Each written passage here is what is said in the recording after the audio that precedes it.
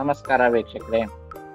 ಇವತ್ತಿನ ವಿಡಿಯೋದಲ್ಲಿ ಚಾರ್ಧಾಮನ್ನ ಯಾತ್ರೆ ಯಾವ ಥರ ಮಾಡಬೇಕು, ಯಾವ ಥರ ಪ್ಲಾನ್ ಮಾಡಬೇಕು, ಮುನ್ನೆಚ್ಚರಿಕೆಯನ್ನ ಯಾವ ಥರ ತಗೊಳ್ಬೇಕು ಹೇಳೋದನ್ನೆಲ್ಲ ಡಿಸ್ಕಸ್ ಮಾಡೋಣ.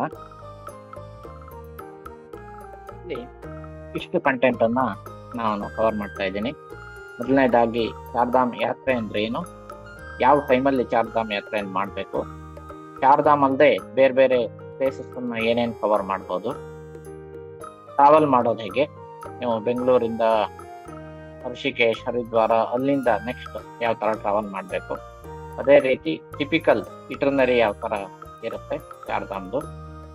ಕೊನೆಯದಾಗಿ ಕೇದಾರ್ನಾಥ್ ಹೆಲಿಕಾಪ್ಟರ್ ಬುಕ್ ಮಾಡೋದು ಹೇಗೆ ಮತ್ತು ಬಜೆಟ್ ಎಷ್ಟು ಬರುತ್ತೆ ಹೇಳೋದನ್ನ ಇಲ್ಲಿ ಡಿಸ್ಕಸ್ ಮಾಡ್ತಾ ಇದ್ದೀನಿ.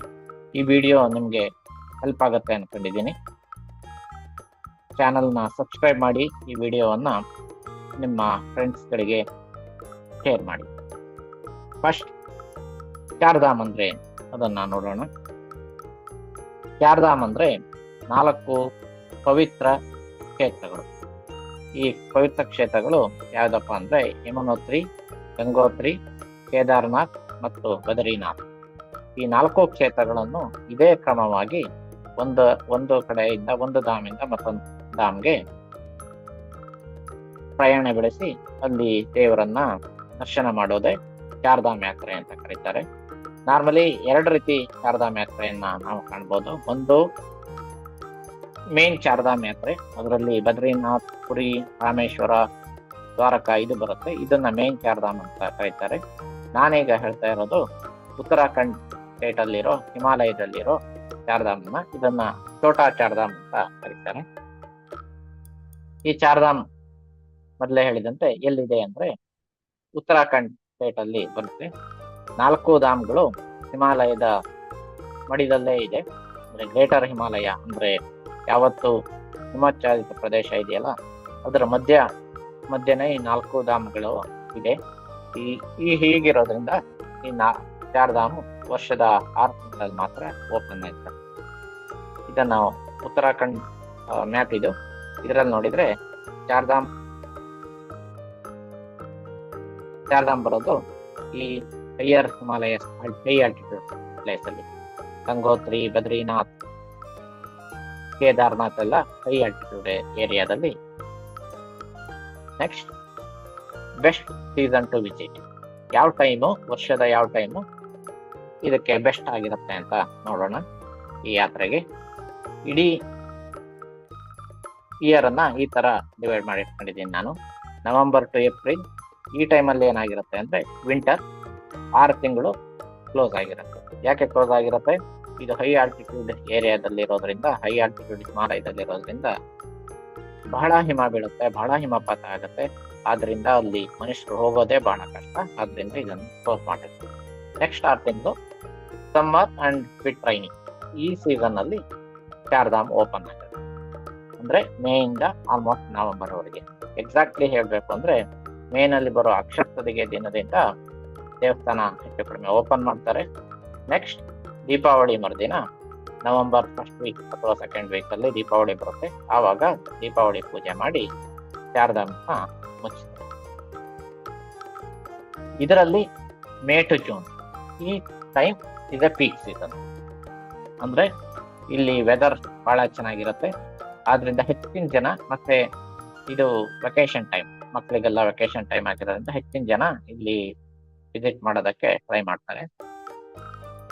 ಆದ್ರೆ ಬ್ಯಾಡ್ ಥಿಂಗ್ ಏನಂದ್ರೆ ಈ ಟೈಮಲ್ಲಿ ಬಹಳ ರಶ್ ಇರುತ್ತೆ, ಹ್ಯೂಜ್ ಟ್ರಾಫಿಕ್ ಜಾಮ್ ಆಗುತ್ತೆ, ಮತ್ತೆ ಹೋಟೆಲ್ ಸ್ವಲ್ಪ ಕಾಸ್ಟ್ಲಿ ಇರುತ್ತೆ. ಮುಖ್ಯವಾಗಿ ಮೇನ್ ಇಂಪಾರ್ಟೆಂಟ್ ಅಂದ್ರೆ first 2 weeks just after opening avoid ಮಾಡೋದು ಬೆಟರು. ಯಾಕೆ ಅಂದ್ರೆ ಸ್ವಲ್ಪ ಗೌರ್ಮೆಂಟ್ಗೂ ಕೂಡ ವ್ಯವಸ್ಥೆ ಯಾವ ತರ ಮಾಡ್ಕೊಳ್ಬೇಕು ಅದೆಲ್ಲ ಸ್ವಲ್ಪ ಕಷ್ಟ ಇರುತ್ತೆ. ಆ ಟೈಮಲ್ಲಿ ಫಸ್ಟ್ 2 ವೀಕ್ಸ್ ಅಲ್ಲಿ ಜನನೂ ಬಹಳ ಜಾಸ್ತಿ ಇರ್ತಾರೆ. ಆದ್ರಿಂದ ಫಸ್ಟ್ 2 ವೀಕ್ಸ್ ನಾವು ಅವಾಯ್ಡ್ ಮಾಡಿದ್ರೆ ಮೇ 3rd ವೀಕ್ ಇಂದ ಜೂನ್ ಲಾಸ್ಟ್ ವೀಕ್ ವರೆಗೆ best time to visit. Next ಜುಲೈಯಿಂದ ಆಗಸ್ಟ್, ಈ ಟೈಮಲ್ಲಿ ಏನಾಗುತ್ತೆ, ಜುಲೈಯಿಂದ ಸ್ಲೋ ಆಗಿ ಮಾನ್ಸೂನ್ ಸ್ಟಾರ್ಟ್ ಆಗುತ್ತೆ. ಜುಲೈ ಆಗಸ್ಟ್ ಅಲ್ಲಿ ಮಾನ್ಸೂನ್ ಆಗಾಗ ಏನ್ ಪ್ರಾಬ್ಲಮ್ ಆಗುತ್ತೆ ಅಂದ್ರೆ ಹಿಮಾಲಯ ಬಹಳ ಗಟ್ಟಿ ಇರೋ ನೆಲ ಅಲ್ಲ. ಜೋರಾಗಿ ಮಳೆ ಬಂದಾಗ ಲ್ಯಾಂಡ್ ಸ್ಲೈಡ್ ಸ್ಟಾರ್ಟ್ ಆಗುತ್ತೆ. ಲ್ಯಾಂಡ್ ಸ್ಲೈಡ್ ಸ್ಟಾರ್ಟ್ ಆಯ್ತು ಅಂತಂದ್ರೆ ನಾವು ಹೋಗೋ ದಾರಿ ಮುಚ್ಚೋಗುತ್ತೆ. ಏನೋ ಬ್ಯಾಡ್ ಲಕ್ ಇದ್ರೆ ಈ ಒಂದು ಕ್ಯಾಶುಯಾಲಿಟಿನೂ ಆಗೋ ಚಾನ್ಸ್ ಇರುತ್ತೆ. ಆದ್ರಿಂದ ಆಸ್ ಮಚ್ ಆಸ್ ಪಾಸಿಬಲ್ ಈ ರೈನಿ ಸೀಸನ್ ನ ಅವಾಯ್ಡ್ ಮಾಡೋದು ಬಹಳ ಒಳ್ಳೆಯದು. ಕೊನೆಯದಾಗಿ ಬರೋದು ಸೆಪ್ಟೆಂಬರ್ ಇಂದ ನವೆಂಬರ್ ಟೈಮಲ್ಲಿ. ನವೆಂಬರ್ ಅಂದ್ರೆ ದೀಪಾವಳಿವರೆಗೆ. ಇದು ಶೋಲ್ಡರ್ ಸೀಸನ್.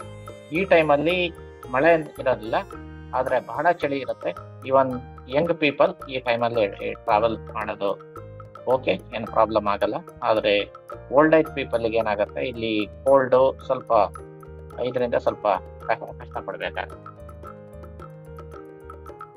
ನೆಕ್ಸ್ಟ್ ಟಾಪಿಕ್ ಏನಪ್ಪಾ ಅಂದ್ರೆ ಚಾರ್ಧಾಮ್ ಅಂತ ಹೇಳಿದ್ವಿ. ಅದನ್ನ ಬಿಟ್ಟು ಏನೇನನ್ನ ನೋಡ್ಬೋದು ಅಂತ. ಯಾಕೆಂದ್ರೆ ನಾನು ಹೇಳ್ದಂಗೆ ಈ ಚಾರ್ಧಾಮ್ ಬರೋದು ಫುಲ್ಲಿ ಹಿಮಾಲಯನ್ ರೀಜನ್ ಅಲ್ಲಿ ಬರುತ್ತೆ. ನಾವು ಪಿಲಿಗ್ರಿಮೇಜ್ ತೀರ್ಥಯಾತ್ರೆ ಬಿಟ್ಟು ಬೇರೆ ಬೇರೆ ಆಕ್ಟಿವಿಟೀಸ್ ಅನ್ನು ನಾವು ನೋಡ್ಬೋದು. ಇದನ್ನ ಸ್ವಲ್ಪ ಅರ್ಥ ಮಾಡ್ಕೊಂಡ್ರೆ ನಮಗೆ ಯಾವ ರೀತಿ ಬೇಕು ಆ ರೀತಿ ಇಟರ್ನರಿಯನ್ನ ಮಾಡ್ಕೋಬಹುದು. ನಾನು ಬರೇ ಪಿಲಿಗ್ರಿಮೇಜಿಗೆ ಹೋಗ್ತೀನಿ ಅಂದ್ರೆ ಚಾರ್ಧಾಮಿಗೆ ಹೋಗ್ಬೋದು. ಅದ್ರ ಜೊತೆ ಸ್ವಲ್ಪ ಅಡ್ವೆಂಚರ್ ಮಾಡ್ತೀನಿ ಅಂದ್ರೆ ಅದನ್ನು ಸ್ವಲ್ಪ ನಮ್ಮ ಇಟರ್ನರಿನಲ್ಲಿ ಮಿಕ್ಸ್ ಮಾಡ್ಕೊಂಡ್ರೆ ತುಂಬಾ ಚೆನ್ನಾಗಿರುತ್ತೆ.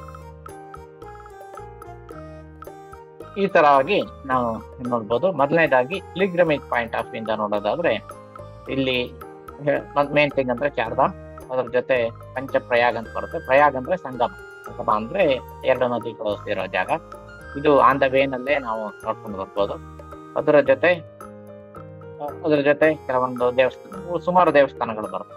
ಉತ್ತರಕಾಶಿ ದೇವಸ್ಥಾನ, ದಾರಿ ದೇವಿ ದೇವಸ್ಥಾನ, ಇನ್ನು ಕೆಲವೊಂದು ದೇವಸ್ಥಾನಗಳು ನಮ್ಗೆ ಟೈಮ್ ಇದ್ರೆ ಚಾರ್ಧಾಮ್ ಇಟರ್ನರಿ ಆ ತರ ಮಾಡಿದ್ರೆ ಅಲಾಂಗ್ ವಿತ್ ಚಾರ್ಧಾಮ್ 4 ದೇವಸ್ಥಾನ ಜೊತೆ ಆನ್ ದ ವೇನಲ್ಲಿ ಸಿಗೋ ಈ ತರ ಕೆಲವೊಂದು ದೇವಸ್ಥಾನವನ್ನು ನೋಡ್ಬೋದು. ಎರಡನೇ ಕೆಟಗರಿಯಿಂದ ನೋಡೋದಾದ್ರೆ ನೇಚರ್ ಲವರ್ಸಿಗಾದ್ರೆ ಹಿಮಾಲಯನ್ ಟ್ರೆಕ್ಕಿಂಗ್ ಮಾಡ್ಬೋದು. ಔಲಿ ಸ್ಕೀ ರೆಸಾರ್ಟ್ ಅಂತಿದೆ, ಆದ್ರೆ ಇದು ಓನ್ಲಿ ಮಳೆಗಾಲದಲ್ಲಿ ಇರುತ್ತೆ. ಆ ಟೈಮಲ್ಲಿ ಚಾರ್ಧಾಮ್ ಇರುತ್ತೆ. ಹರ್ಸಿಲ್ ವ್ಯಾಲಿ ಅಂತಿದೆ ಗಂಗೋತ್ರಿ ಧಾಮ್ ಆನ್ ದ ವೇನಲ್ಲಿ. ಇಲ್ಲೂ may be one day extra spend ಮಾಡ್ಬೋದು. ತುಂಗನಾಥ್ ಅಂತ ಇದು ಮತ್ತೊಂದು ಕೇದಾರ್, 3ನೇ ಕೇದಾರ್ ಇದು. ಇಲ್ಲೂ ಕೂಡ ನೀವು ಒನ್ ಡೇ ಮಾಡ್ಬೋದು. ಮತ್ತೆ ಅಲ್ಲಿ ಕ್ಯಾಂಪ್ ಅಲ್ಲಿ ಸ್ಟೇ ಮಾಡೋದು ಬಹಳ ಚೆನ್ನಾಗಿರುತ್ತೆ. ಬಹಳ ಅಡ್ವೆಂಚರ್ ಇದೆ ಅಂದ್ರೆ ಅದನ್ನು ಇಲ್ಲಿ ಆಪ್ಷನ್ಸ್ ಇರುತ್ತೆ. ಉತ್ತರಾಖಂಡ್ ಅಲ್ಲಿ ಒಂದು ನಿಮ್ಗೆ ಗೊತ್ತಿರೋ ಹಾಗೆ ಹರಿದ್ವಾರ್ ಋಷಿಕೇಶ್ ರಿವರ್ ರಾಫ್ಟಿಂಗಿಗೆ ಬಹಳ ಪ್ರಸಿದ್ಧವಾದ ಜಾಗ. ಬಂಗಿ ಜಂಪಿಂಗ್ ಆತರ ಎತ್ತರದಿಂದ ಬೀಳೋದು. ಹಿಮಾಲಯನ್ ಟ್ರೆಕ್ಕಿಂಗ್ ಅಂದ್ರೆ ಬಹಳ ಹೈ ಪೀಕ್ ಅಲ್ಲಿ ಹೋಗೋದು. ಅಂದ್ರೆ ಬಹಳ ಅದರಲ್ಲಿ ಎಕ್ಸ್ಪೀರಿಯನ್ಸ್ ಇದ್ದರೆ ಮಾತ್ರ ಇದಕ್ಕೆಲ್ಲ ಅಲೋ ಇರುತ್ತೆ, ಅದಕ್ಕೂ ಹೋಗ್ಬೋದು. ಇನ್ನು ಸ್ಪಿರಿಚುವಲ್ ಆಕ್ಟಿವಿಟೀಸ್ ಅಲ್ಲಿಗೆ ಬರ್ಬೋದು ಆದ್ರೆ ಋಷಿಕೇಶ್ ಮತ್ತು ಹರಿದ್ವಾರ್, ಈವನ್ ಗಂಗೋತ್ರಿ ಅಲ್ಲೆಲ್ಲ ಸುಮಾರು ಆಶ್ರಮಗಳಿದೆ. ನೀವು ಅಲ್ಲಿ ಹೋಗಿ ಕೂಡ ಧ್ಯಾನ, ಪ್ರಾಣಾಯಾಮ ಇಂಥದ್ದನ್ನು ಕೂಡ ಅಭ್ಯಾಸ ಮಾಡ್ಬೋದು. ದೇಶ ವಿದೇಶಗಳಿಂದ ಬಹಳ ಜನ ಈ ಸ್ಪಿರಿಚುವಲ್ ಜರ್ನಿ ಇಲ್ಲಿ ಮಾಡೋದಕ್ಕೆ ಮೊದಲನೇದಾಗಿ ಬರೋದೇ ಋಷಿಕೇಶ್ ಅಂಡ್ ಹರಿದ್ವಾರ್. ಅಲ್ಲಿ ಒಂದು ಸುಮಾರು ಆಶ್ರಮಗಳನ್ನೆಲ್ಲ ಸೇರಿ ಅವರು ನಮ್ಮ ಭಾರತೀಯ ಪರಂಪರೆ, ಭಾರತೀಯ ತತ್ವಶಾಸ್ತ್ರ ಇದನ್ನೆಲ್ಲ ಅಭ್ಯಾಸ ಮಾಡ್ತಾರೆ. ಇದನ್ನು ನೀವು ಈ 4 ಕೆಟಗರಿಯನ್ನು ಅರ್ಥ ಮಾಡ್ಕೊಂಡ್ರೆ ನಿಮಗೆ ಯಾವ ತರ ಬೇಕೋ ಆ ತರ ನೀವು ಉತ್ತರಾಖಂಡ ಪ್ರವಾಸನ ನಾವು ಟ್ವೀಟ್ ಮಾಡ್ಕೊಳ್ಬಹುದು. ಕೆಲವೊಂದು ಪಾಸಿಬಿಲಿಟಿ ಯಾವ ತರ ಇರುತ್ತೆ, ಚಾರ್ಧಾಮೇ ಬೇಕಾಗಿಲ್ಲ ನನಗೆ, even Himalayan trekking, adventure, nature loving ಬೇಕು ಅಂದ್ರೆ ಅದು ಸ್ವಲ್ಪ ಪಾಸಿಬಲ್. ಆದ್ರೆ ನಾವು ಹೆಚ್ಚೆ ಈ ವಿಡಿಯೋದಲ್ಲಿ ಕಾನ್ಸಂಟ್ರೇಟ್ ಮಾಡ್ತಾ ಇರೋದು ಚಾರ್ಧಾಮ್ ಬಗ್ಗೆ.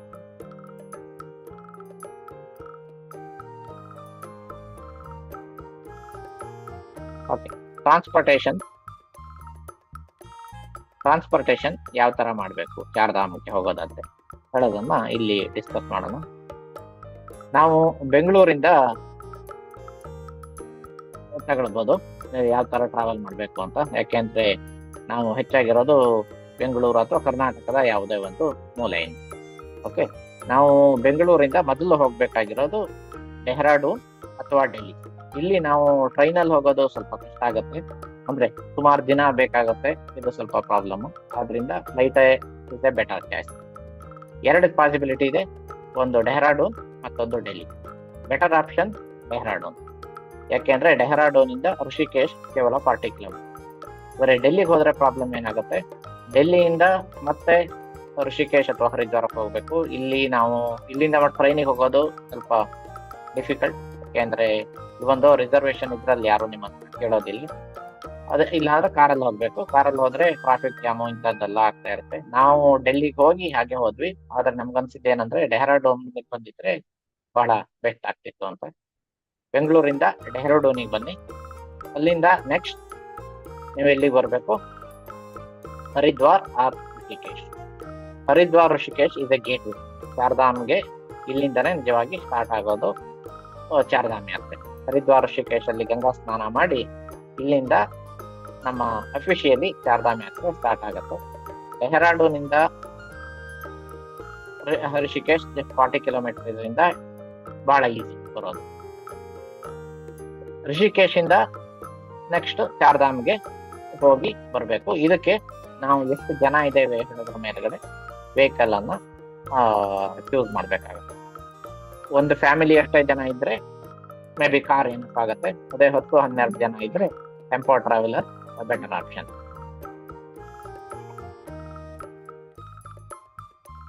ಇದು ಒಟ್ಟಾರೆ ಓವರ್ ಆಲ್ ಟ್ರಾನ್ಸ್ಪೋರ್ಟೇಷನ್. ಹೀಗೆ ಟ್ರಾನ್ಸ್ಪೋರ್ಟೇಷನ್ ಇದ್ರೆ ನಾವು ಯಾವ ತರ ಚಾರ್ಧಾಮ್ ಮಾಡ್ಬೋದು? 2 ರೀತಿ ಪ್ಯಾಕೇಜ್ ಅನ್ನ ನಾವು ತಗೊಳ್ಬೋದು. ಪ್ಯಾಕೇಜ್ ಇಲ್ದೇನೂ ಹೋಗ್ಬೋದು. ಆದ್ರೆ ನಾವು ಫಸ್ಟ್ ಟೈಮ್ ಹೋಗೋದಾದ್ರೆ ವಿತೌಟ್ ಪ್ಯಾಕೇಜ್ ಹೋಗೋದು ಬಹಳ ಕಷ್ಟ ಆಗುತ್ತೆ. ಯಾಕಂದ್ರೆ ನಾವೇ ಎಲ್ಲದನ್ನು ಅರೇಂಜ್ ಮಾಡ್ಬೇಕು, ನಾವೇ ಎಲ್ಲದನ್ನು ಕೋಆರ್ಡಿನೇಟ್ ಮಾಡಬೇಕು. ನಾವು ಫಸ್ಟ್ ಟೈಮ್ ಹೋಗೋದಾದ್ರೆ ಸಜೆಸ್ಟೆಡ್ ಈಸ್ ಪ್ಯಾಕೇಜ್ ಅಂತ ತಗೊಳ್ಳೇಬೇಕು. ಪ್ಯಾಕೇಜ್ ಅನ್ನ 2 ರೀತಿ ತಗೊಳ್ಬಹುದು. ಒಂದು, ನಾವು ಹರಿದ್ವಾರ್ ಅಥವಾ ಋಷಿಕೇಶ್ ಇಂದ ಫೋನ್ ಮಾಡಿ ಬೆಂಗಳೂರಿಂದ ಬುಕ್ ಮಾಡ್ಬೋದು. ಅದೊಂದು ಪಾಸಿಬಿಲಿಟಿ, ಅದು ಮೇಲ್ಗಡೆ ಇರೋದು. 2ನೇದು, ಬೆಂಗಳೂರಿಂದಾನೇ ಸುಮಾರು ಟ್ರಾವೆಲ್ ಆಪರೇಟರ್ಸ್ ಇರ್ತಾರೆ, ಅವರಿಂದನೂ ನಾವು ಪ್ಯಾಕೇಜ್ ಅನ್ನ ಬುಕ್ ಮಾಡಿ ಹೋಗ್ಬೋದು.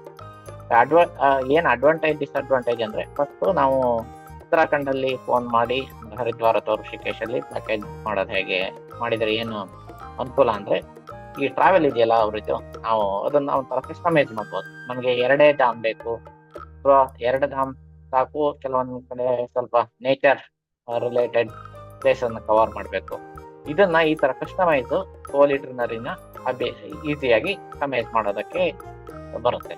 ಅದೇ ರೀತಿ ದಿಸ್ ಈಸ್ ಎಕನಾಮಿಕಲ್. ಮತ್ತೆ ಒಂದು ಬಹಳ ಮುಖ್ಯವಾದ ವಿಷಯ ಅಂದ್ರೆ, ಈ ಉತ್ತರಾಖಂಡ್ ಅಲ್ಲಿ ನೀವು ಪ್ಯಾಕೇಜ್ ಅನ್ನು ಬುಕ್ ಮಾಡಿದ್ರೆ ಅವರು ಏನೋ ಅರೇಂಜ್ಮೆಂಟ್ ಮಾಡಿ ಕೇದಾರ್ನಾಥ್ ಅಲ್ಲಿ ಸ್ಟೇ ಮಾಡ್ಕೊಡ್ತಾರೆ. ಇದೊಂದು ಬಹಳ ಇಂಪಾರ್ಟೆಂಟ್. ಹೆಚ್ಚಿನ ಜನ ಟ್ರಾವೆಲ್ನವ್ರು ಏನ್ ಮಾಡ್ತಾರೆ ಅಂದ್ರೆ, ಅವರು ಕೇದಾರ್ನಾಥ್ ಅಂತ ರಿಸ್ಕ್ ತಗೊಳ್ಳೋದೇ ಇಲ್ಲ. ಅವ್ರು ಹೇಳ್ತಾರೆ, ನಾವು 1 ದಿನ ಕೊಡ್ತೇವೆ ನಿಮ್ಗೆ, ನೀವು ನಡ್ಕೊಂಡು ಹೋಗ್ತಿರೋ ಅಥವಾ ಹೆಲಿಕಾಪ್ಟರ್ ಅಲ್ಲಿ ಹೋಗ್ತಿರೋ ಯಾವ್ದ್ರಲ್ಲಿ ಹೋಗ್ತಿರೋ ಗೊತ್ತಿಲ್ಲ, ಬೆಳಗ್ಗೆ ಹೋಗಿ ಸಂಜೆ ನಾವು ಕೆಳಗಡೆ ಎಲ್ಲೋ ಬುಕ್ ಮಾಡಿರ್ತೇವೆ ಆ ಹೋಟೆಲ್ಗೆ ಬರ್ಬೇಕು, ನಾವು ಸ್ಟೇ ಅನ್ನು ನಾವು ಕೇದಾರ್ನಾಥ್ ಕೊಡಲ್ಲ ಅಂತ ಹೆಚ್ಚಿನ ಜನ ಟ್ರಾವೆಲ್ನವ್ರು ಹೇಳ್ತಾರೆ. ನಾವು ಮಾತಾಡ್ಬೇಕಿದ್ರೆ ಇದನ್ನ ನೋಡಿ ಮಾತಾಡ್ಬೇಕು. ಯಾಕಂದ್ರೆ ಕೇದಾರ್ನಾಥ್ ಅಲ್ಲಿ 1 ಡೇ ಸ್ಟೇ ಮಾಡೋದು, 1 ನೈಟ್ ಸ್ಟೇ ಮಾಡೋದು ಬಹಳ ಚೆನ್ನಾಗಿರುತ್ತೆ ಅಲ್ಲಿ ಎಕ್ಸ್ಪೀರಿಯನ್ಸ್. ಮತ್ತೆ ನಮ್ಗೆ ಕೆಲವೊಂದ್ ಕಡೆ ಅಲ್ಲೆಲ್ಲ ವಿಸಿಟ್ ಮಾಡ್ಬೋದು, ಸ್ವಲ್ಪ ಟೈಮ್ ಸಿಗುತ್ತೆ. ಆದ್ರೆ ಒಂದೊಂದು ನೋಟಿಸ್ ಮಾಡಿರೋದೇನು ಅಂದ್ರೆ, ಕಾನ್ಸ್ ಅಥವಾ ನೆಗೆಟಿವ್ ಅಂದ್ರೆ, ಇದರಲ್ಲಿ ವೆಲ್ ಆರ್ಗನೈಸ್ಡ್ ಆಗಿರಲ್ಲ. ನಾವು ಫೋನ್ ಮಾಡಿದಾಗ ಅವ್ರು ಗೈಡ್ ಕೊಡ್ತೇವೆ ಹಾಗೆ ಹೇಗೆ ಹೇಳ್ತಾರೆ, ಬಟ್ ಅಲ್ಲಿ ಹೋಗಿ ನೋಡಿದ್ರೆ ಯಾವುದೇ ಗೈಡ್ ಆಗಿ ಯಾರು ಇರೋದಿಲ್ಲ, ಬರೀ ಡ್ರೈವರ್ ಮಾತ್ರ ಇರ್ತಾನೆ. ಅವನಿಗೆ ಎಲ್ಲಿ ಹೋಗ್ಬೇಕು ಅಂತ ಆಬ್ವಿಯಸ್ಲಿ ಅವನಿಗೆ ಕ್ಲೀನ್ ಆಗಿ ಗೊತ್ತಿರುತ್ತೆ. ಆದ್ರೆ ಅವನು ನಮ್ಮನ್ನು ಸ್ವಲ್ಪ ಮೋಸ ಮಾಡೋದಕ್ಕೆ ನೋಡ್ತಿರ್ತಾನೆ.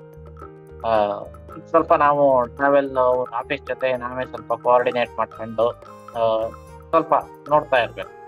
ಹಾಗಿದ್ರೆ ಮಾತ್ರ ಇದು ಸ್ವಲ್ಪ ಯಾವುದು ಪ್ಯಾಕೇಜ್ ಪ್ಯಾಕೇಜು ಹೆಲ್ಪ್ ಆಗುತ್ತೆ. ಇದೊಂದು ಸ್ವಲ್ಪ ನೆಗೆಟಿವ್. ಅದೇ ರೀತಿ ಸುಮಾರು ಪ್ಯಾಕೇಜು ಬೆಂಗಳೂರಿಂದಾನೇ ಇದೆ. ಅದರಿಂದ ಏನು ಅನುಕೂಲ ಅಂದ್ರೆ, ಕನ್ನಡ ಗೈಡ್ ಇರ್ತಾರೆ, ಒಬ್ರು ಗೈಡ್ ಇಟ್ಟಿರ್ತಾರೆ. ಆದ್ರೆ ಇಲ್ಲಿ ಕಸ್ಟಮೈಸ್ ಮಾಡಕ್ ಬಿಡಲ್ಲ ಅವ್ರದ್ದೇ ಒಂದು ರೂಟ್ ಫಿಕ್ಸ್ ಮಾಡಿರ್ತಾರೆ. ಅದನ್ನ ಬಿಟ್ಟು ಅವ್ರು ಆ ಕಡೆ ಈ ಕಡೆ ಹೋಗಕ್ಕೆ ನಮ್ಗೆ ಬಿಡಲ್ಲ.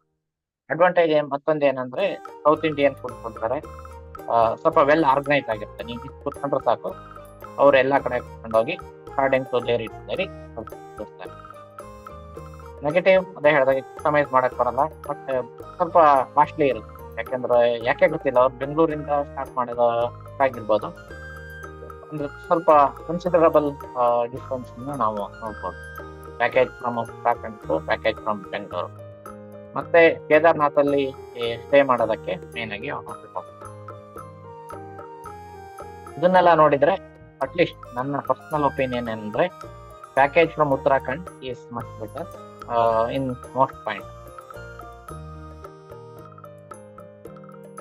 ನೆಕ್ಸ್ಟ್ ವೆರಿ ಇಂಪಾರ್ಟೆಂಟ್ ಪಾರ್ಟ್ ಅಂದ್ರೆ ಟ್ರಾವೆಲ್ ಇಟರ್ನರಿ ಯಾವ ತರ ಮಾಡಬೇಕು, ಚಾರ್ಧಾಮ್ ಅನ್ನ ಕನ್ಸಿಡರ್ ಮಾಡಿ. ಓಕೆ, ಇದು ಚಾರ್ಧಾಮ್ದ ಒಂದು ಮ್ಯಾಪ್. ಓಕೆ, ಇಲ್ಲಿ ನೋಡಿದ್ರೆ ಹರಿದ್ವಾರ್ ಅಥವಾ Rishikesh this is the starting point. ಇದು ಗೇಟ್ ವೇ ಫಾರ್ ಚಾರ್ಧಾಮ್. ಇಲ್ಲಿಂದ ನಾವು ಫಸ್ಟ್ ವಿಸಿಟ್ ಮಾಡಬೇಕಾಗಿರೋದು ಯಮುನೋತ್ರಿ. ಯಮುನೋತ್ರಿ ಬರಬೇಕು ಅಂದ್ರೆ ಈ ಬಾರ್ಕೋಟ್ ಅಂತಿದೆಯಲ್ಲ, ಇಲ್ಲಿ ಅವರು ಒಂದು ರೀತಿ ಬೇಸ್ ಕ್ಯಾಂಪ್. ಇಲ್ಲಿ ಹೆಚ್ಚಿನವರು ಹೋಟೆಲ್ ಅನ್ನು ಕೊಡ್ತಾರೆ. ಆನ್ ದ ವೇ ಜಸ್ಟ್ ಬಹಳ ಏನು ಡಿಸ್ಟೆನ್ಸ್ ಇರಲ್ಲ, 173 ಕಿಲೋಮೀಟರ್ ಅಷ್ಟೇ. ಮಧ್ಯೆ ಸ್ವಲ್ಪ ಏನಾದರೂ ನೋಡ್ಕೊಂಡು ಹೋಗ್ಬೋದು. ಅದಾದ್ಮೇಲೆ ನೆಕ್ಸ್ಟ್ ಡೇ ಒನ್ ಡೇ ಏನ್ ಮಾಡ್ತಾರೆ, ಜಾನಕಿ ಚಟ್ಟಿ ಅಂತ ಅಲ್ಲಿವರೆಗೆ ವೆಹಿಕಲ್ ಹೋಗುತ್ತೆ. ಅಲ್ಲಿಂದ 5 to 6 ಕಿಲೋಮೀಟರ್ ಟ್ರೆಕ್ ಮಾಡಿ ಮತ್ತೆ ವಾಪಸ್ ಬರಬೇಕು. ಅಂದ್ರೆ ಯಮುನೋತ್ರಿನಲ್ಲಿ one way 5 to 6 kilometer trekking ಇರುತ್ತೆ. ನೆಕ್ಸ್ಟ್ ಧಾಮ್ ಗಂಗೋತ್ರಿ ಧಾಮ್. ಬಾರ್ಕೋಟ್ ಇಂದ ಉತ್ತರಕಾಶಿಗೆ ಬರ್ತಾರೆ. ಸಾಮಾನ್ಯವಾಗಿ ಉತ್ತರಕಾಶಿನಲ್ಲಿ ಇದೆ ಬೇಸ್ ಕ್ಯಾಂಪ್. ಇಲ್ಲಿ ಹೋಟೆಲ್ ಕೊಡ್ತಾರೆ. ಇಲ್ಲಿಂದ ಗಂಗೋತ್ರಿ ಧಾಮ್ಗೆ 100 kilometer. Next day 100 kilometer morning ಹೊರಟು ಗಂಗೋತ್ರಿ ಧಾಮ್ ನೋಡಿ ಸಂಜೆ ಮತ್ತೆ ಉತ್ತರಕಾಶಿಗೆ ಬಂದು ಉಳಿಯೋದು. ಇದು ನಾರ್ಮಲ್ ವ್ಯವಸ್ಥೆ ಇರೋದು. ಇದು ಮಧ್ಯ ಈ ಪ್ಲೇಸ್ ಇದೆಯಲ್ಲ, ಈ ರಸ್ತೆ ಉತ್ತರಕಾಶಿ ಟು ಗಂಗೋತ್ರಿ ಬಹಳ ಸೊಗಸಾದ ರಸ್ತೆ. ಇದು ಬಹಳ ಸೀನಿಕ್ ರೂಟ್ ಆಗಿದೆ. ಇದ್ರ ಮಧ್ಯನೂ ನಮ್ಗೆ ಉಳಿಯೋದಕ್ಕೆ ಪಾಸಿಬಿಲಿಟಿ ಇದೆ. ಉತ್ತರಕಾಶಿ ಇಂದ ನೆಕ್ಸ್ಟ್ ಬರೋದು ಕೇದಾರ್ನಾಥ್ ಹೋಗ್ಬೇಕಾದ್ರೆ ಉತ್ತರಕಾಶಿಯಿಂದ ಗುಪ್ತಕಾಶಿ, ಇಲ್ಲಿ ಸೋನ್ ಪ್ರಯಾಗ್ ಅಂತ. ಈ ಸೋನ್ ಪ್ರಯಾಗ್ ಹೆಚ್ಚು ಕಡಿಮೆ ಬೇಸ್ ಕ್ಯಾಂಪ್. ಸೊ ಈಗ ಏನಾಗುತ್ತೆ, ಈ ಸೋನ್ ಪ್ರಯಾಗ್ ಅಲ್ಲಿ ಬಹಳ ಟ್ರಾಫಿಕ್ ಜಾಮ್ ಇರುತ್ತೆ. ಕೇದಾರ್ನಾಥ್ ಹೋಗೋದು ಬಹಳ ಜನ ಚಾರ್ಧಾಮ್ ಅಲ್ಲಿ ಅಟ್ಲೀಸ್ಟ್ ಒಂದು ಧಾಮಾರು ಮಾಡ್ಬೇಕು ಅಂದ್ರೆ ಕೇದಾರ್ನಾಥ್ ವಿಸಿಟ್ ಮಾಡ್ತಾರೆ. ಅದಕ್ಕಾಗಿ ಈ 4 ಧಾಮಗಳಲ್ಲಿ ಬಹಳ ಬ್ಯುಸಿಯಾಗಿರೋದು ಕೇದಾರ್ನಾಥ್ ಧಾಮ್. ಅದೇ ರೀತಿ ಬಹಳ ಕಷ್ಟವಾಗಿರೋದು ಕೇದಾರ್ನಾಥ್ ಧಾಮ್. ಅಂದ್ರೆ ಇಡೀ ಚಾರ್ಧಾಮ್ ಯಾತ್ರೆಯಲ್ಲಿ ಬಹಳ ನಾವು ಕಾನ್ಸಂಟ್ರೇಟ್ ಮಾಡಿ, ಬಹಳ ವರ್ಕ್ ಮಾಡಿ, ಬಹಳ ಪ್ಲಾನ್ ಮಾಡ್ಬೇಕಾಗಿರೋದು ಇದೇ ಕೇದಾರ್ನಾಥ್. ಸೋನ್ ಪ್ರಯಾಗ್ ಸಾಮಾನ್ಯ ಬೇಸ್ ಕ್ಯಾಂಪ್ ಇರುತ್ತೆ. ಕೆಲವೊಬ್ಬರು ಸೋನ್ ಪ್ರಯಾಗಿಂತ ಸ್ವಲ್ಪ ಹಿಂದೆ ಪಾಟಾ ಇರ್ಬೋದು, ಸರ್ಸಿ ಇರ್ಬೋದು, ಸೀತಾಪುರ್ ಇರ್ಬೋದು, ಅಲ್ಲೆಲ್ಲ ಸಾಮಾನ್ಯ ಹೋಟೆಲ್.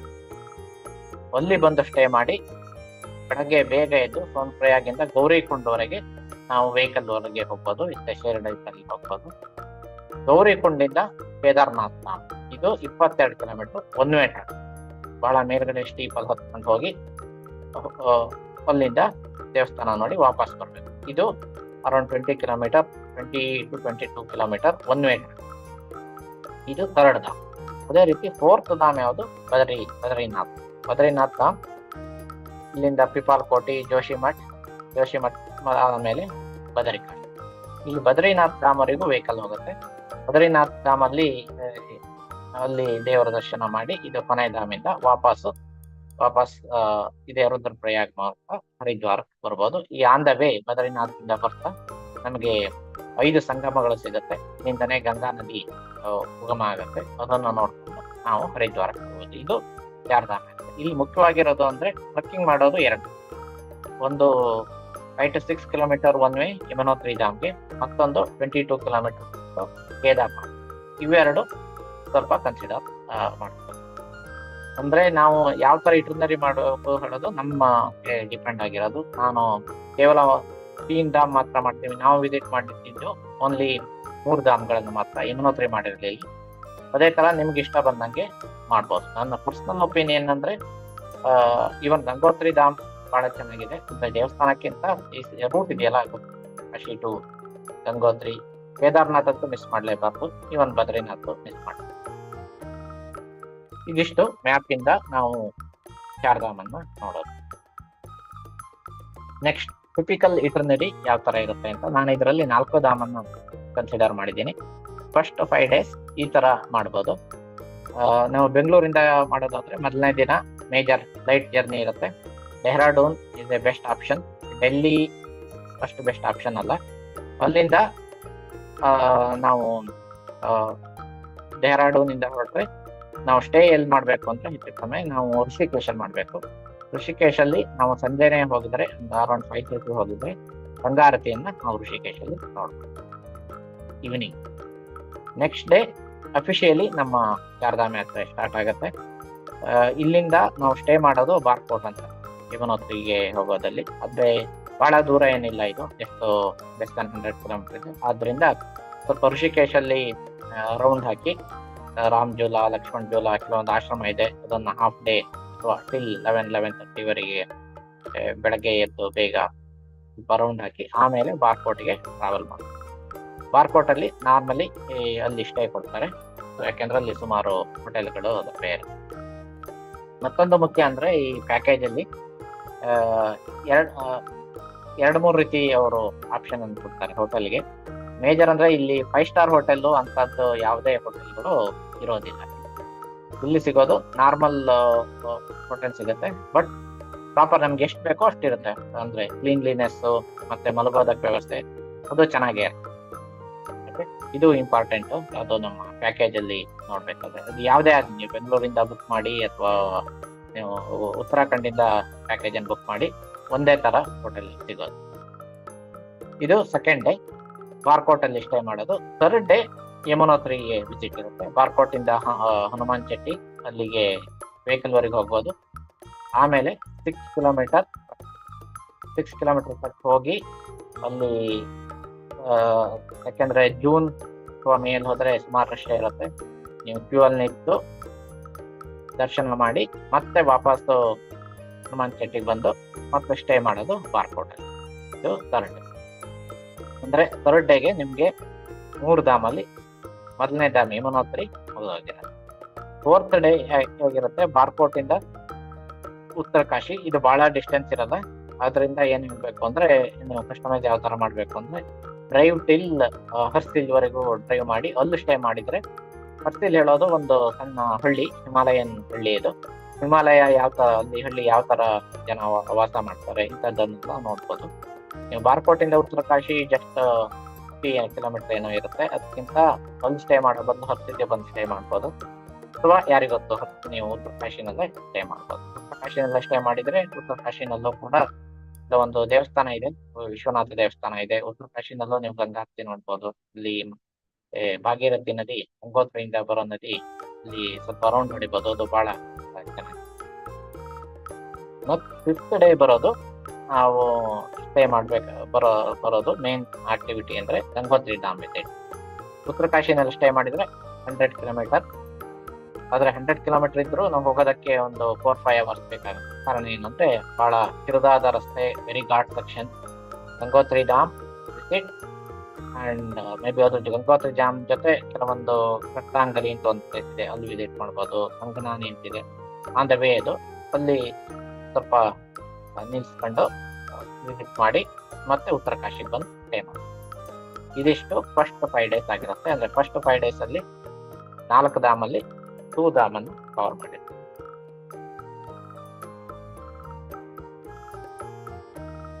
ನೆಕ್ಸ್ಟ್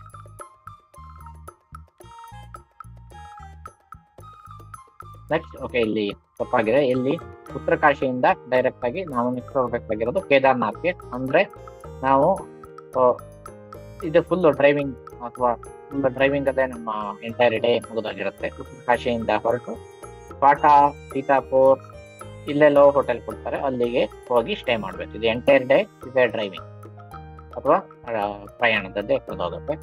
ಸ್ಟೇ ಮಾಡೋದೇ ಜಾಗದಾಗೆ ಸ್ಟೇ ಮಾಡೋದು. ಈ ದಿನ ಬೇರೆ ಏನು ಆಕ್ಟಿವಿಟಿ ಇರಲ್ಲ. ಮೇನ್ ಅಂದ್ರೆ ಸಂಜೆ ಬೇಗ ಬಂದು ರೀಚ್ ಆಗಿ ರೆಸ್ಟ್ ತಗೊಳ್ಳೋದು ಒಳ್ಳೇದು. ಯಾಕೆಂದ್ರೆ ನೆಕ್ಸ್ಟ್ ಡೇ ಕೇದಾರ್ನಾಥ್ ಹೋಗೋದಿದೆಯಲ್ಲ, ಇದು ಒಂದು ದೊಡ್ಡ ಸಾಹಸತೆ. ಕೇದಾರ್ನಾಥ್ ಹೋಗ್ಬೇಕಾದ್ರೆ ನೀವು ಟ್ರಕ್ ಮಾಡ್ತೀನಿ ಅಂದ್ರೆ ಬೆಳಗ್ಗೆ ಅಥವಾ ಜೋಲಿನಲ್ಲಿ ಅಥವಾ ಕುದುರೆನಲ್ಲಿ ಹೋಗ್ಬೇಕಂದ್ರು ಆದಷ್ಟು ಬೇಗ ಹೋಗಿ ಸೋನ್ ಪ್ರಯಾಗ ದಾಟಿ ಗೌರಿಕುಂಡ್ ರೀಚ್ ಆಗ್ಬೇಕು. ಆದಷ್ಟು ಬೇಗ ಅಂದ್ರೆ ಅರೌಂಡ್ 4 o'clock, ಮಾರ್ನಿಂಗ್ 4 o'clock ಅಲ್ಲಿ ಇರ್ಬೇಕು. ಇಲ್ಲಿಂದ ನಾವು ಪಾಟಾ ಅಥವಾ ಸೀತಾಪುರಲ್ಲಿ ಸ್ಟೇ ಮಾಡಿ ಗೌರಿಕುಂಡಿಗೆ ರೀಚ್ ಆಗಿರ್ಬೇಕು 4 ಗಂಟೆ ಟೈಮಲ್ಲಿ. ಅಲ್ಲಿಂದ ಟ್ರೆಕ್ಕಿಂಗ್ ಅಥವಾ ನಮ್ಮ ಪ್ರಯಾಣ ಹೇಗಾದ್ರೂ ಸ್ಟಾರ್ಟ್ ಮಾಡಿ. ಇಲ್ಲಿಂದ ಸ್ಟಾರ್ಟ್ ಮಾಡಿದ್ರೆ ಅರೌಂಡ್ 8 hours ಜರ್ನಿ. ಟ್ರೆಕ್ಕಿಂಗ್ ಅಲ್ಲಿ ಹೋದ್ರೆ, ಕುದುರೆನಲ್ಲಿ ಹೋದ್ರೆ 1-2 ಗಂಟೆ ಕಡಿಮೆ ಆಗುತ್ತೆ. ಹೋಗಿ ನಾವು ದೇವಸ್ಥಾನವನ್ನು ಸಂಜೆ ಟೈಮಲ್ಲಿ ತಲುಪ್ಬೋದು. ಸಂಜೆ ಟೈಮಲ್ಲಿ ತಲುಪಿದ್ರೆ ದೇವಸ್ಥಾನವನ್ನು ಹೊರಗಡೆಯಿಂದ ನೋಡಿ ನಮ್ಮ ಸ್ಟೇ ಬುಕ್ ಇರುತ್ತಲ್ಲ ಅಲ್ಲಿ ಸ್ಟೇ ಮಾಡ್ಬೇಕು. ಒಂದು ಇಂಪಾರ್ಟೆಂಟ್ ಥಿಂಗ್ ಅಂದ್ರೆ ಕೇದಾರ್ನಾಥ್ ಸ್ಟೇ ಇದು ವೆರಿ ವೆರಿ ವೆರಿ ಬೇಸಿಕ್. ಬಹಳ ಅಂದ್ರೆ ಜಸ್ಟ್ ಮುಳುಗಕ್ ಬಂದು ಏನೋ ಒಂದು ಜಾಗ ಇರುತ್ತೆ, ಇಲ್ಲೇನು ನಿಮ್ಗೆ ಒಳ್ಳೆ ಬಾತ್ರೂಮ್ ಇರಲ್ಲ ಅಥವಾ ಒಳ್ಳೆ ಬೆಡ್ ಸ್ಪ್ರೆಡ್ ಇಂಥದ್ದೆಲ್ಲ ಯಾವುದನ್ನೇ ಮಾಡಕ್ಕೆ ಆಗೋದಿಲ್ಲ, ಬಹಳ ಚಳಿ ಇರುತ್ತೆ. ಓಕೆ, ಕೇದಾರ್ನಾಥ್ ಅಲ್ಲಿ ಸ್ಟೇ ಮಾಡಿ ಬೆಳಗಿನ ಜಾವ ಅರೌಂಡ್ 2 o'clock, ಯಾವ ಟೈಮ್ ಅಂತ ಕರೆಕ್ಟ್ ಕೇಳ್ಕೊಳ್ಳಿ, ಆ ಟೈಮಲ್ಲಿ ಬಂದು ದೇವಸ್ಥಾನದ ಕ್ಯೂ ಅಲ್ಲಿ ನಿಂತರೆ ಮತ್ತೆ ಮೊದಲೇ ಟಿಕೆಟ್ ತಗೊಂಡು ಅಥವಾ ಮೊದಲೇ ನೀವು ಪೂಜಾರಿ ಅವರನ್ನ ಕಾಂಟ್ಯಾಕ್ಟ್ ಮಾಡಿದ್ರೆ ನಮಗೆ ಸ್ಪೆಷಲ್ ದರ್ಶನ ಸಿಗುತ್ತೆ. ಸ್ಪೆಷಲ್ ದರ್ಶನ ಅಂದ್ರೆ ಸ್ವಲ್ಪ ಇದು ಕಡಿಮೆ ಇರುತ್ತೆ, ಏನೋ ಕ್ಯೂ ಕಡಿಮೆ ಇರುತ್ತೆ. ಅದು ಯಾಕಂದ್ರೆ ಬೆಳಗ್ಗೆ ಅಂದ್ರೆ ಮುಸುಕಿನ ಬೆಳಗ್ಗೆ 2 o'clock ಅಲ್ಲಿ ಇರೋದ್ರಿಂದ ನಾವು ಅಲ್ಲಿ ಕ್ಯೂ ಕಡಿಮೆ ಇರುತ್ತೆ, ಮತ್ತೆ ದೇವರನ್ನ ಮುಟ್ಟಿ ಪೂಜೆ ಮಾಡಿ ಬರ್ಬೋದು. ಇದು ಇಂಪಾರ್ಟೆಂಟ್ ಆಗುತ್ತೆ. ಅದಾದ್ಮೇಲೆ ನಿಮ್ಗೆ ಟೈಮ್ ಇದ್ರೆ ಮತ್ತೆ ಸ್ಟೇಗೆ ಹೋಗಿ ಹೋಟೆಲ್ ಏನೋ ಅಲ್ಲಿ ಹೋಗಿ ಸ್ವಲ್ಪ ರೆಸ್ಟ್ ತಗೊಂಡು ಬೆಳಗ್ಗೆ ಆದಷ್ಟು ಬೇಗ ಒಂದು 6 o'clockಗೆ ಮತ್ತೆ ಆಕ್ಟಿವಿಟಿ ಯಾವುದು ಟ್ರೆಕ್ಕಿಂಗ್ ಡೌನ್ ಟು ಗೌರಿಕೊಂಡಿಗೆ ಸ್ಟಾರ್ಟ್ ಮಾಡಿ. ಹಾಗೆ ಸ್ಟಾರ್ಟ್ ಮಾಡಿದ್ರೆ ಅಗೇನ್ ಒಂದು 7 hours ಅಂತೂ ಬೇಕೇ ಬೇಕು ಮೇಲಿಂದ ಕೆಳಗಡೆ ಬರೋ ತನಕ.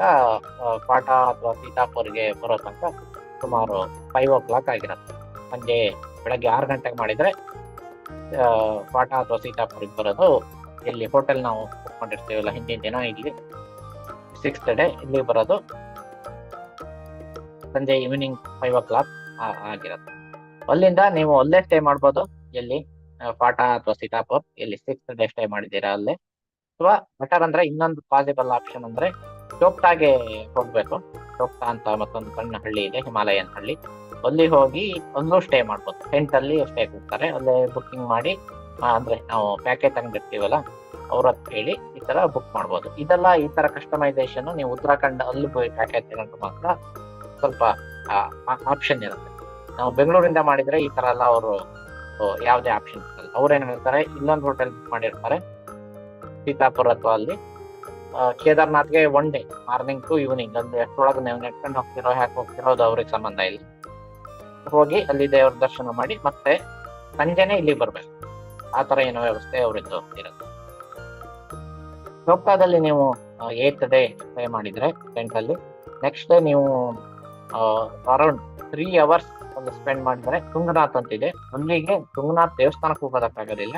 ಅಟ್ಲೀಸ್ಟ್ 9th ಡೇ ಒಂದು ಅರ್ಧ ದೂರದವರೆಗೆ ಹೋಗಿ, ಅದು ಬಹಳ ಅಂದ್ರೆ ನೈಸರ್ಗಿಕವಾಗಿ ನೋಡೋದಕ್ಕೆ ಬಹಳ ಚೆನ್ನಾಗಿರುವಂತ ಜಾಗ. ಅದು ನೇಚರ್ ಮಧ್ಯೆ ಒಂದು ಅರ್ಧ ದೂರ ತುಂಗನಾಥ್ಗೆ ಟ್ರಕ್ ಮಾಡಿ ವಾಪಸ್ ಬಂದು ಬದ್ರಿನಾಥ್ಗೆ ಡ್ರೈವ್ ಮಾಡಿ, ಬದ್ರಿನಾಥ್ನಿಂದ ಅಲ್ಲಿಂದ ಬದ್ರಿನಾಥ್ಗೆ ಡ್ರೈವ್ ಮಾಡಿ ಸಂಜೆ ಹೊತ್ತಿಗೆ ನೀವು ಬದ್ರಿನಾಥನ್ನು ರೀಚ್ ಮಾಡಿ.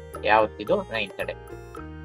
10th ಡೇ ಅಲ್ಲಿ ಬೆಳಗ್ಗೆ ಬೇಗ ಎದ್ದು ಅಂದ್ರೆ ಬೆಳಗ್ಗೆ 4 ಗಂಟೆಗೆ ಎದ್ದು ದೇವಸ್ಥಾನದ ಅಲ್ಲಿ ಕ್ಯೂ ಅಲ್ಲಿ ನಿಲ್ಬೋದು. ಅಥವಾ 2 ದಿನ ಮೊದಲೇ ಯಾರಾದ್ರು ನಿಮ್ಗೆ ಪರಿಚಯ ಇದ್ದವರು ಅಥವಾ ಯಾರಾದ್ರೂ ಇದ್ರೆ ಅವ್ರ ಹತ್ರನೇ ನೀವು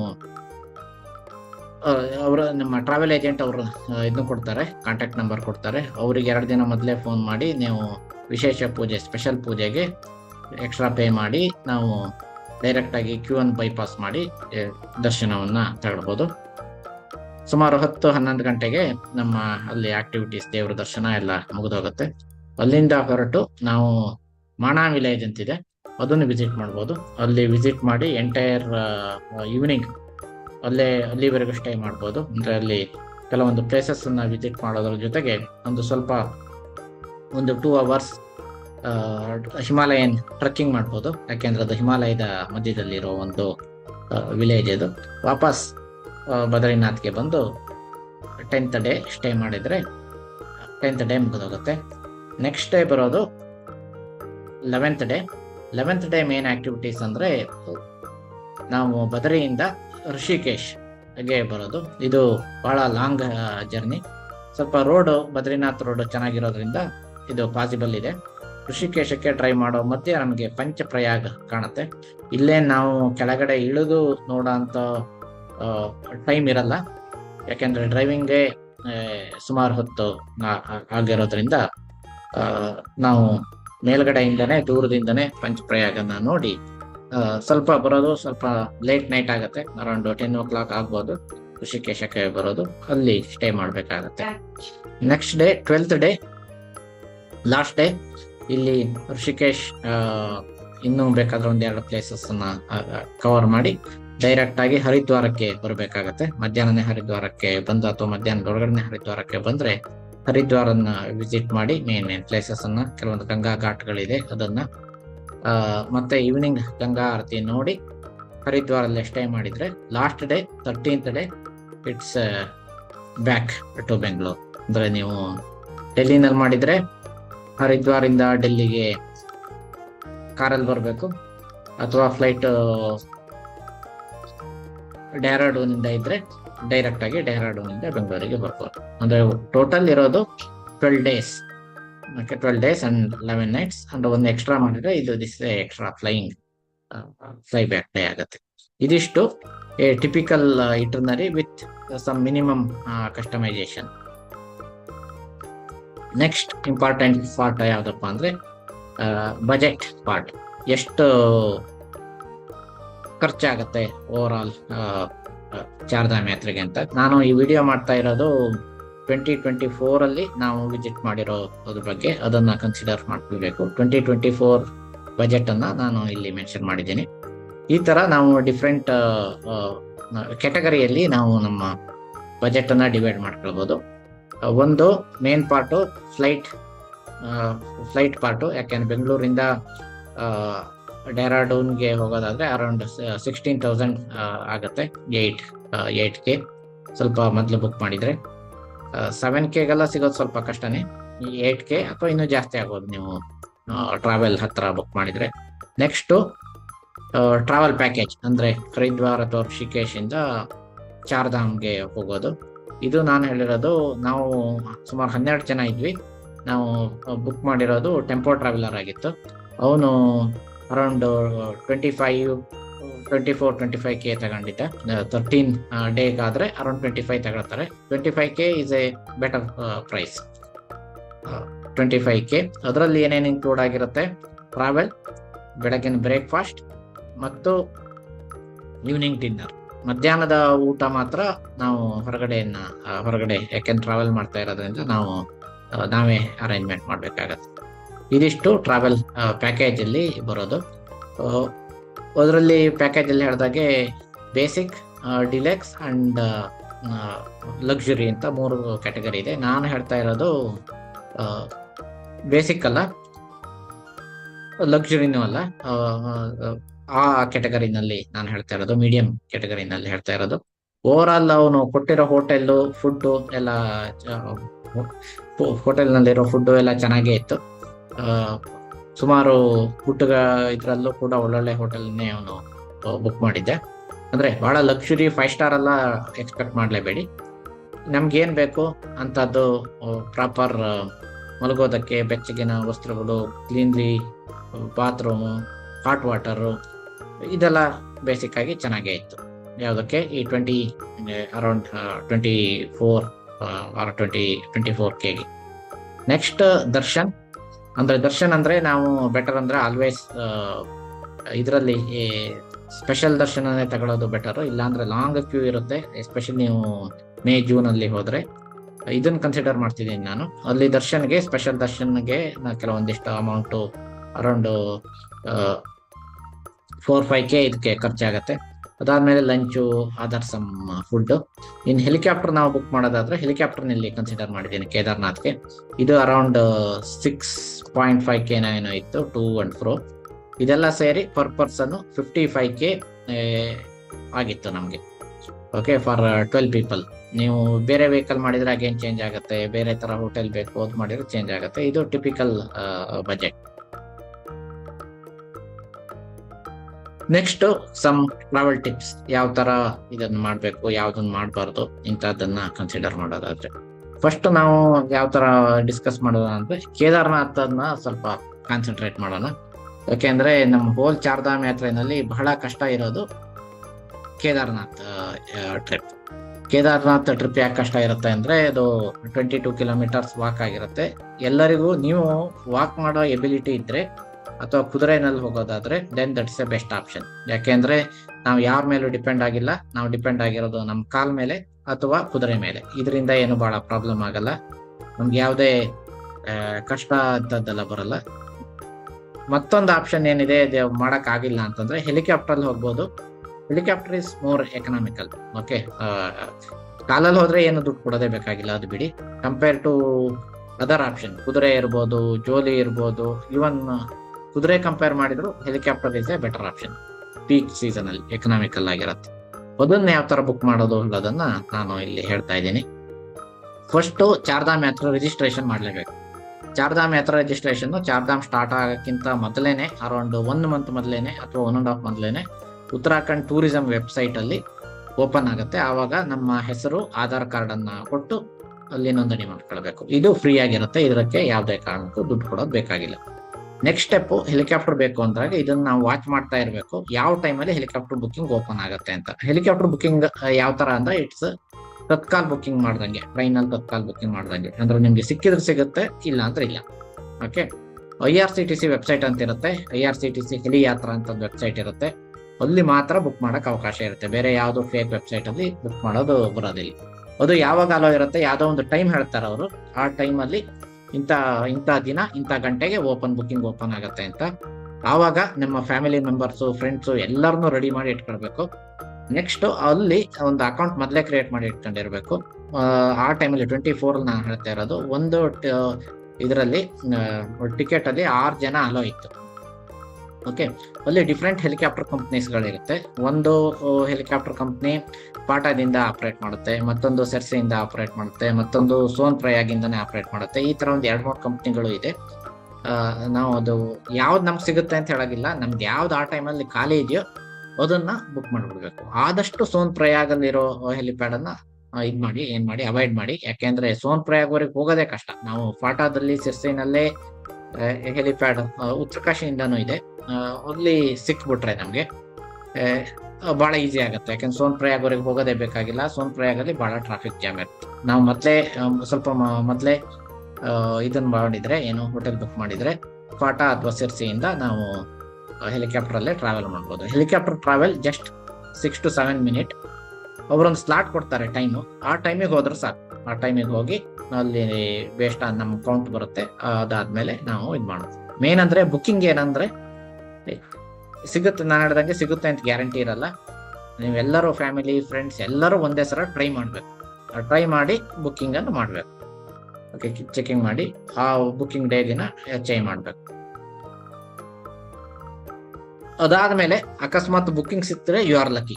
ಯಾಕೆಂದ್ರೆ this is the easiest way to go to Kedarnath temple. ನಿಮ್ಗೆ ಬುಕ್ಕಿಂಗ್ ಸಿಕ್ಕಿಲ್ಲ ಅಂದ್ರೆ, ಅಥವಾ ಹೆಲಿಕಾಪ್ಟರ್ ಬುಕ್ಕಿಂಗ್ ಆಗಿಲ್ಲ ಬಿಕಾಸ್ ಆಫ್ ರೀಸನ್, ಹೆಚ್ಚಿನ ಜನ ಟ್ರೈ ಮಾಡ್ತಾರೆ ಆದ್ರೆ ಆಗಲ್ಲ. ಯಾವ ತರ ಬುಕ್ಕಿಂಗ್ ಸ್ಲಾಟ್ ಓಪನ್ ಮಾಡ್ತಾರೆ ಅಂದ್ರೆ, ಒನ್ ಡೇ ಓಪನ್ ಮಾಡ್ತಾರೆ ಅವರು, ಯಾವ್ದೋ 12 ಗಂಟೆ ಎಷ್ಟೋ ಟೈಮಿಂಗಿಗೆ.